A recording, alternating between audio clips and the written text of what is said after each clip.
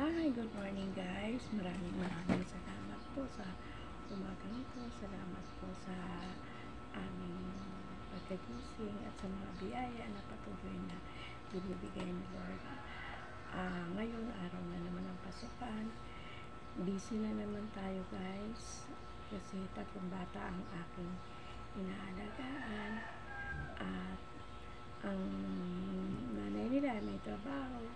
Ako naman ay yung isa naman ay wala rin nanay at yan yung mahirap sa mga hindi nagkakasundo-sundo na mag-asawa. Kaya pagka nag-asawa ka talaga,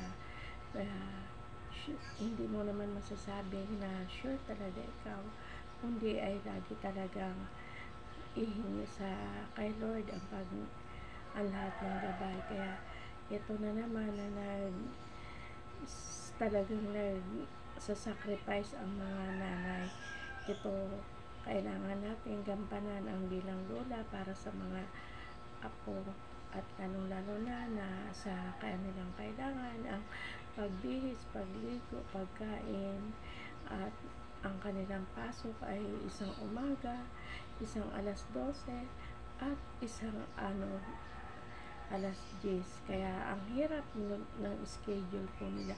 Siguro na sa aking mga kaibigan, sana patuloy pa rin po kayo support sa akin na kahit hindi madadala lang na rin ang pagpunta-punta ko kasi ang mga schedule ng pasok ng kanilang eskwela ay wala talaga sa wala sa eksakto. Kaya sana maintindihan nyo na ito ako ay magiging busy na si Nanay Mila sa kanyang paghatid sundo sa aking mga apo. Kaya ito sana, pero patuloy pa rin tayo magbibideo at talaga mag-upload na lang ako. At sana wag po kayo magsawa sa suporta nyo dahil po ito ay napakalaking bagay sa tulad namin ng mga senior. At alam nyo naman, hindi naman po kami ay tatanggapin na sa trabaho, kundi yun naman po ay kahit dito sa pag-YouTube ay kunti man ang ating kitain ay mayroon pa rin. Kaya sana sa aking mga kaibigan, huwag naman po kayo mag-skip ng aking ads dahil napakalaking bagay po ang ads na yan sa amin. At nakakatuwa rin po na magkaroon kami ng mga YouTube kasi unang-una, alam mo, masaya kasi hindi ka mai-stress hindi ka mag-i-enjoy mo ang pag-YouTube mo. Yun lang. At kaya kailangan natin ay magpakasaya sa buhay natin. Katulad namin, hindi ko kailangan ng magpaka-stress dahil maliliit pang aking mga apo. Kaya sana patuloy lang po tayo na sana ay iyong suportahan niyo pa rin at sawang pagsuporta sa akin, lalo na sa aking mga kaibigan na dati kong kaibigan na talagang pinupuntahan pa ako. Nandyan sila nakasupport sa akin. Kaya maraming salamat sa patuloy na pagsuporta nyo at sa aking mga Team Lintik na pinamumunuan ni Ma'am Lintik. Maraming salamat po sa inyo dahil nandyan kayo at nagkakaroon pa rin kayo ng tulong sa aming mga tulad namin. Kaya laging pasalamat ko sa aking mga naging kaibigan. Maraming salamat po sa inyo at lalo na sa akin kay Ma'am Piling Buhulara in Canada na walang sawang pag-support sa akin. Maraming salamat sa inyo at sa mga magiging kaibigan ko na talagang sinusuportahan ako kasi alam nyo naman, nag-i-enjoy po kami sa pag-YouTube namin.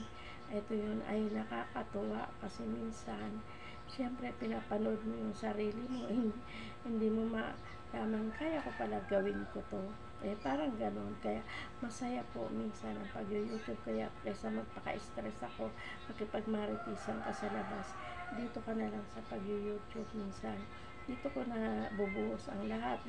Ngayon na may pasok ang mga bata, kailangan ko na talagang mag-a-adjust ako ng oras kasi wala pong time na ako siguro mga hapon na lang ang aking yung pinaka oras ko kasi may pasok na sila lahat. Kaya kanina pumasok ng 6 ang isa pasok ay alas 12, ang isa ay papasok ng alas 10, kaya ang hirap po ng schedule po nila. Kaya sana maintindihan nyo, patuloy lang po tayo, huwag nyo pong kakalimutan lagi ang aking YouTube channel. Maraming salamat po sa patuloy na pagsuporta nyo kay Nanay Mila, at enjoy lang po tayo, at lalong-lalo na salamat po kay Lord sa pang-araw-araw na aking kalakasan at binibigay nyo, at nakakayanan ko ang bawat mga pagsubok sa buhay. Kasi magkailangan natin magpakatatag at talagang andoon ang ating pagpapala kay Lord. Kaya kahit kami ay senior na at andito pa rin ako sa pag-YouTube, kaya dito ko binubuhos ang oras ko kasi minsan masaya, ayoko magpaka-stress. Maraming salamat sa inyo guys. Bye bye guys. Thank you for watching Milagros TV po.